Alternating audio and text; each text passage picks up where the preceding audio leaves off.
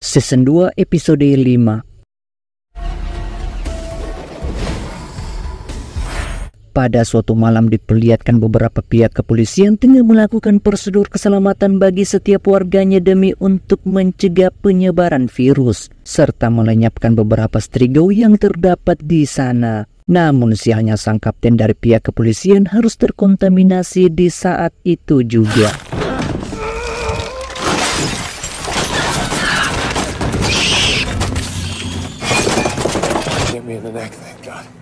Sementara Abraham mendatangi tempat kediaman Krim dengan tujuan membeli sebuah buku kuno, Abraham siap membayar berapapun harganya jika Krim mampu memberikan buku yang dimaksud.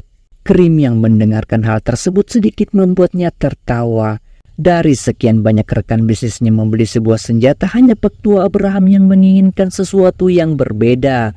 Tak hanya itu, Abraham juga memperlihatkan sebuah barang antik yang terbuat dari emas murni. Melihat akan hal itu, Krim mengatakan bahwa ia mengenal seseorang yang diduga ada hubungannya dengan buku yang dimaksud.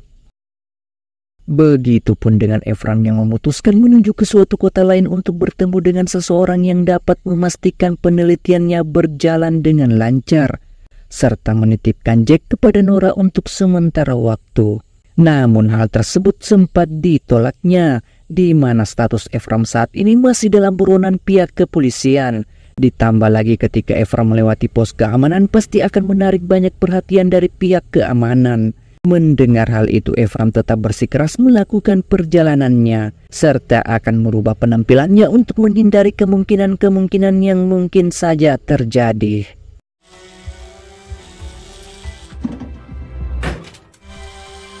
At all times, conduct yourself safely. Washington, I'm going home. Dan ketika Dr. Efram berada di sebuah kereta, tanpa terduga ia kembali bertemu dengan Alberto, yang tentu saja membuatnya begitu panik. Di mana sebelumnya Alberto lah yang selalu menggagalkan rencananya dalam menangani kasus penyebaran virus tersebut. Efram meminta kepada Alberto agar dirinya diizinkan untuk pergi menyelesaikan semua permasalahan yang ada, serta tidak melaporkannya kepada pihak keamanan. Namun karena lagi-lagi Alberto tak peduli akan hal itu, hingga tiba-tiba saja membuat baku pukul terjadi di antara mereka.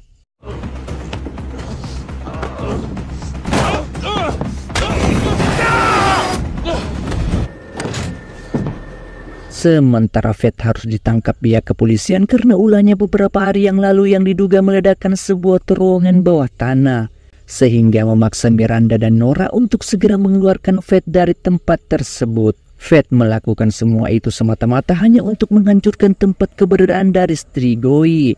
Namun pihak kepolisian tak bisa menerimanya karena Fed bukanlah bagian dari pemerintah dan tak mempunyai wewenang dalam hal tersebut. Mendengar hal itu tanpa basa-basi, Fed mengajukan dirinya agar bisa bergabung bersama mereka. Fed mengatakan bahwa dirinya mempunyai pengalaman yang cukup baik dalam membunuh serta mengalahkan setiap Strigoi. Dan tepat di hari itu juga akhirnya mereka berhasil mendapatkan kepercayaan menjadi bagian dari tim. Fed dan Miranda mengatakan bahwa untuk membunuh para kelompok Strigoi hanyalah alat yang terbuat dari perak dan sinar UV. Dan hal tersebut tentu benar adanya, di mana mereka mulai menelusuri ruangan demi ruangan dan membunuh setiap Strigoi di saat itu juga.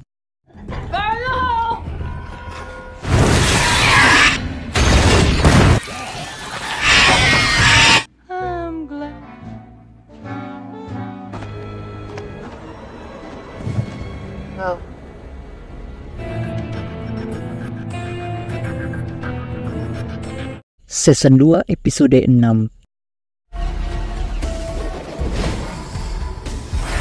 Ternyata alasan Efram mengunjungi salah satu rekannya di sebuah kota lain adalah untuk membantunya mengembangkan senjata biologis yang dapat membunuh seluruh Strigoi. Dan Efram membutuhkan akses Jonathan agar bisa masuk ke perusahaan farmasi serta mengembangkan eksperimennya tersebut. Mendengar hal itu, Jonathan siap membantunya, serta memperkenalkannya kepada seseorang bernama Crowley dalam mempermudah urusan yang dimaksud. Dan ketika pertemuan itu terjadi, tanpa basa-basi Efram mengutarakan niat serta tujuannya. bahwa dirinya membutuhkan dukungan fasilitas untuk segera mengakhiri wabah virus yang telah terjadi. Mendengar hal tersebut hingga pada akhirnya Crowley setuju untuk memberikan bantuan serta dukungan yang penuh.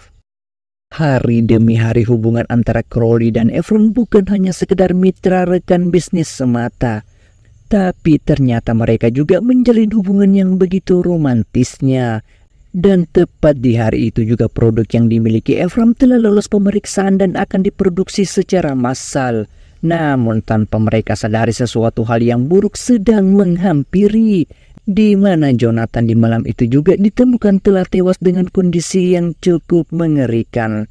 Efron yang melihat akan hal itu tentu tak percaya apa yang baru saja mereka saksikan. Dan tiba-tiba saja seseorang tak dikenal datang menghampiri dan bahkan membunuh Crowley di saat itu juga.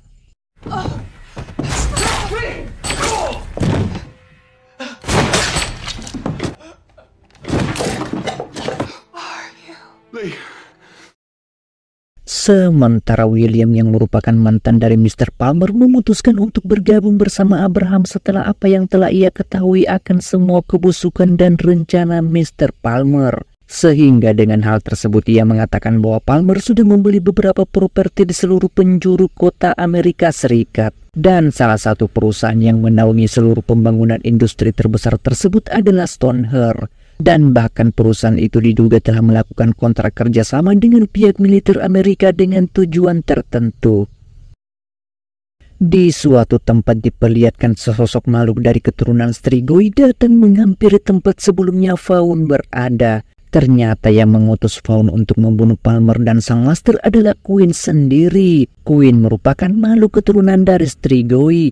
Dengan kata lain bahwa ternyata Queen adalah anak kandung dari sang master. Tujuan ia ke sana tak lain dan tak bukan adalah untuk membunuh ayahnya sendiri setelah kegagalan Fawn dalam menyelesaikan misinya.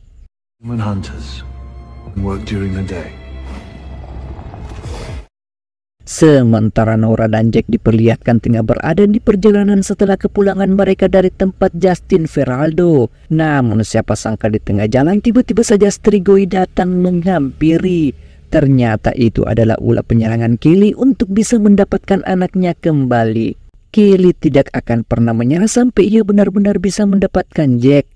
Dan Nora yang melihat akan hal itu tentu saja membuatnya begitu panik, serta melaporkan kejadian tersebut kepada Abraham. Dan ketika Abraham tiba di tempat yang dimaksud, hal yang tak terduga terjadi, di mana William harus terkontaminasi di saat itu juga. Nora! What is that thing?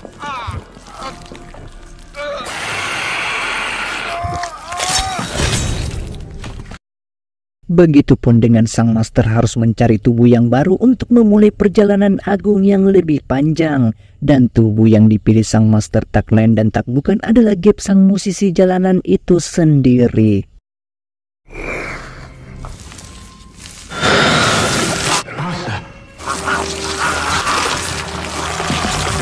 Master!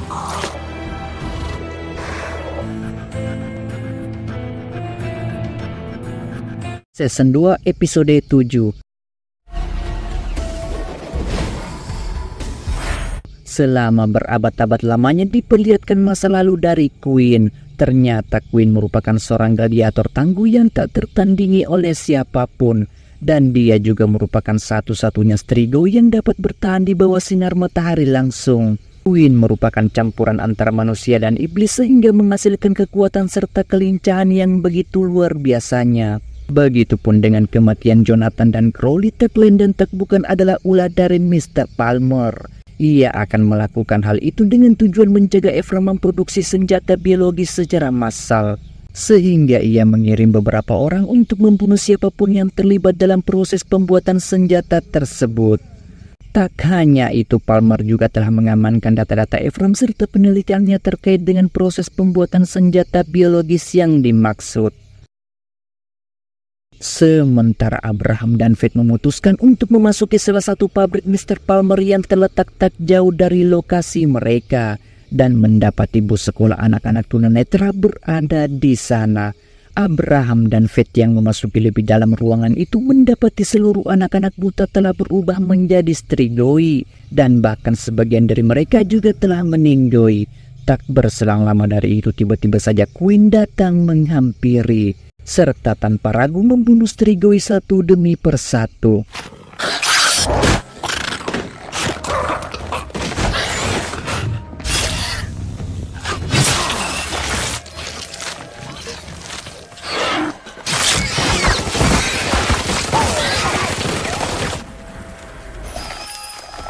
Hello, Professor. Saat pertemuan itu terjadi, Queen mengatakan bahwa ia telah mengenal Abraham dari seorang makhluk strigoi bernama Faun, dan tujuan ia menghampirinya tak lain dan tak bukan adalah untuk mengajaknya saling bekerja sama dalam mengalahkan sang master. Tak lama setelah pertemuan tersebut, Faith berencana untuk meledakkan pabrik Mr. Palmer menggunakan sebuah dinamit yang dimiliki. Begitupun dengan Queen hingga akhirnya berhasil bertemu dengan sang master. Dan ketika beku pukul hendak saja terjadi di antara mereka, tiba-tiba saja ruangan tersebut harus meledak, hingga membuat Queen dan Abraham kembali gagal untuk membunuhnya. Sementara Ephraim yang gagal memproduksi senjata biologisnya secara massal memutuskan untuk pulang kampung sembari melepas rindu dengan anaknya. Begitupun dengan Mr. Palmer dan Coco ternyata telah menjalin hubungan asmara satu sama lainnya. Washington D.C. didn't work out. Oh, Eldridge Palmer.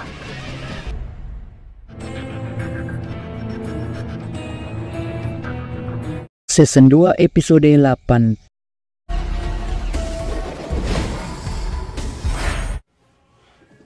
Arsenes.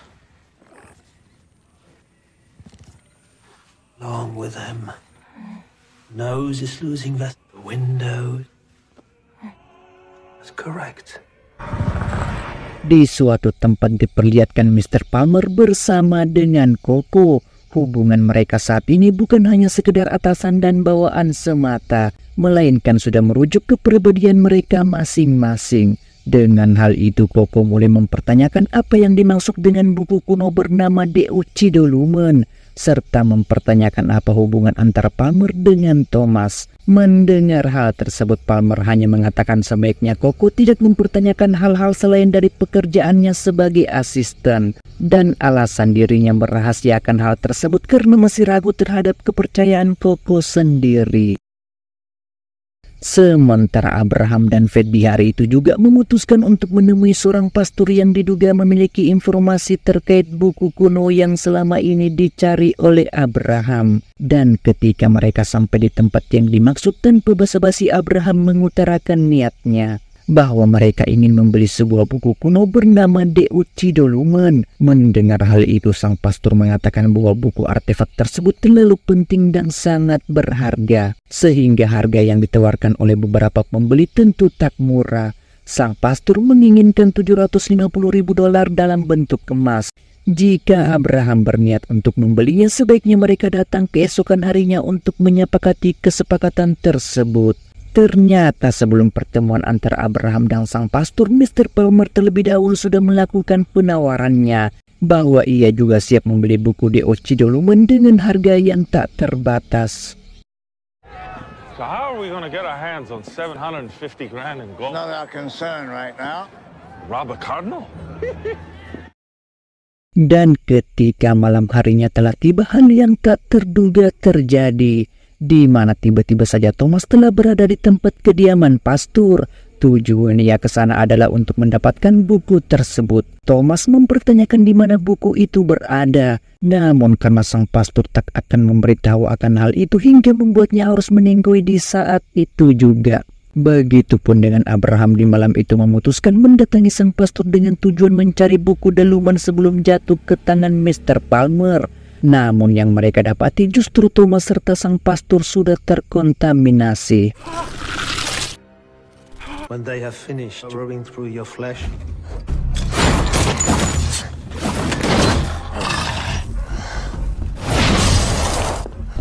Abraham yang melihat keadaan pastor telah terkontaminasi mempertanyakan di mana ia menyembunyikan buku tersebut.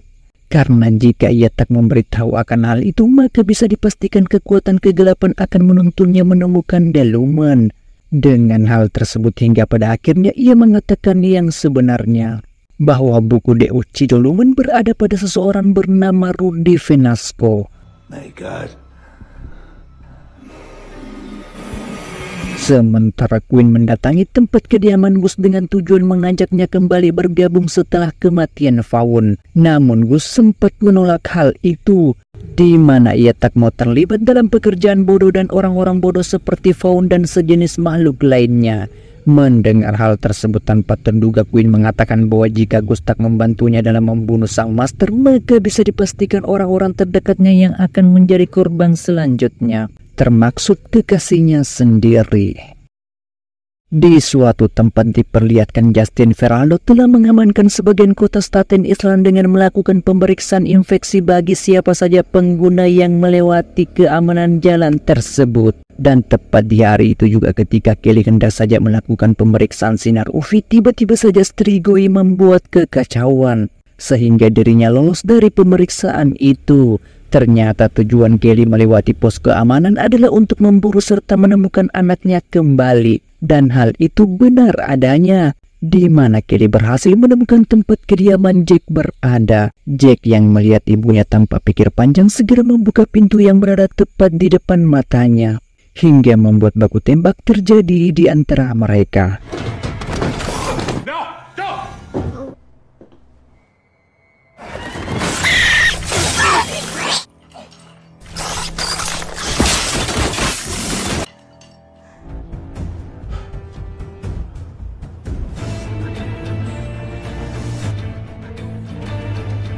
Season 2 episode 9. Di suatu malam yang gelap gulita, tiba-tiba saja Thomas mendatangi Kapten Messina dengan tujuan menawarkan penawaran. Thomas meminta kepada pria tersebut untuk mengantar sekelompok orang menyeberangi sungai Red Hot dengan selamat. Namun hal itu sempat ditolaknya, di mana penjagaan sepanjang kota Staten Island cukuplah sangat ketat. Namun karena Thomas memberikan uang yang cukup banyak, hingga pada akhirnya lagi-lagi seseorang tak dapat menolak perintah tersebut. Dan ketika Kapten Messina berhasil menyeberangi beberapa Strigoi, di malam itu juga merupakan hari terakhir untuk kehidupannya. Thank you. Hey, the man. You've earned a gratuity. Sementara Ephraim memarahi Jack karena telah membuat kecerobohan serta membiarkan Strigoi memasuki rumah mereka. Namun lagi-lagi Jack membenarkan tindakannya tersebut, bahwa apa yang telah ia lihat dengan matanya sendiri adalah ibunya. Abraham kemudian mengatakan bahwa sang master telah mengetahui tempat persembunyiannya, dan hal itu merupakan kesempatannya untuk bisa membunuh Thomas terlebih dahulu. Ephraim yang mendengarkan hal tersebut akan meminta bantuan kepada Justin Veraldo untuk membantu mereka memperoleh senjata yang lebih banyak, serta akan memberitahu fakta yang sebenarnya, bahwa di Red Hawk terdapat beberapa Strigoi. Sementara Justin Veraldo dengan semangatnya memaparkan serta menjelaskan bahwa keamanan mereka saat ini sudah cukup aman dan kuat menahan Strigoi masuk ke wilayah kota. Tak berselang lama dari ocehan tersebut, tiba-tiba saja Abraham dan Ephraim datang menghampiri. Abraham dengan lantang mengatakan bahwa kota kali ini sangatlah tidak aman. Mungkin saja di malam ini para Strigoi akan melakukan penyerangan. Dan hal tersebut benar adanya, di mana Thomas, Kelly, dan beberapa Strigoi-nya berhasil memasuki kota dan memadamkan seluruh aliran listrik yang berada di sana.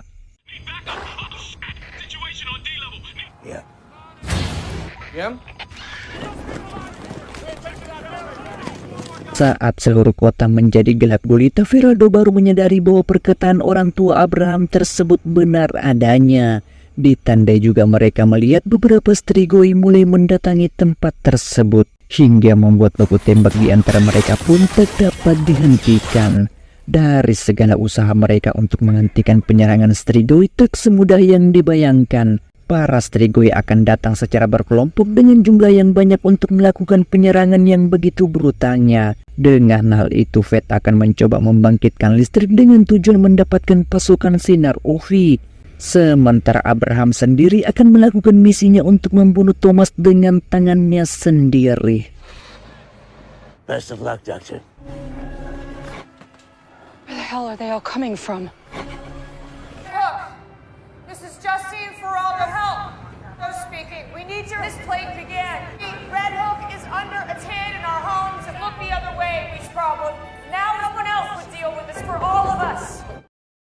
Dan ketika Nora dan kawan-kawan sampai di tempat pembangkit listrik, mereka mendapati kendala yang cukup berarti, di mana mereka cukup kesulitan bagaimana cara menghidupkan mesin tersebut. Begitupun dengan pos pertahanan dari Feraldo akhirnya berhasil ditembus dengan jutaan Strigoi datang melakukan penyerangan.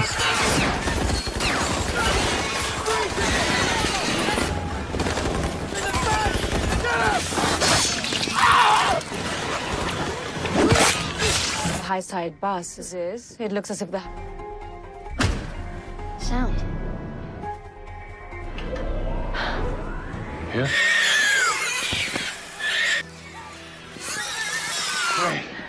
Sementara Kelly melakukan tugasnya untuk bisa mendapatkan anaknya kembali. Faith yang melihat akan hal itu mencoba menghentikannya dengan seluruh tenaga yang dimiliki. Dan saat keadaan yang terpojok tersebut, tanpa terduga pihak kepolisian berhasil menyelamatkan mereka. Begitupun dengan Abraham akan melakukan duet 1 lawan 1 melawan Thomas. Namun apa daya, kekuatan Abraham tak cukup kuat untuk bisa mengalahkan makhluk terkutuk tersebut. Hingga tiba-tiba saja Ephraim datang di waktu yang tepat.